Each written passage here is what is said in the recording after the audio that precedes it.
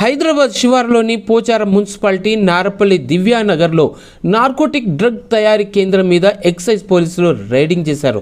కల్తీ కల్లు తయారీకి వాడే 30 lakhs విలువైన 3 కిలోల అల్ఫాజోలంతో పాటు మరింత ముడి సరుకులను కూడా వాళ్ళు సీజ్ చేశారు.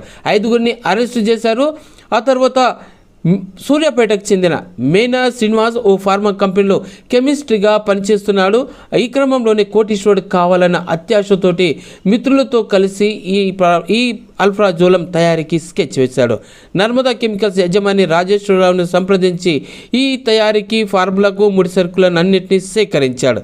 ఇక మొత్తం మీద తయారు చేసిన సరుకును కొనేందుకు కూడాను తన స్నేహితుడు సునీల్తో ఒప్పందం చేసుకున్నాడు. ఈ క్రమంలోనే పోలీసులకు విశ్వసనీయ సమాచారంతో అక్కడ వారి మీద రైడింగ్ చేశారు, అరెస్టు చేశారు.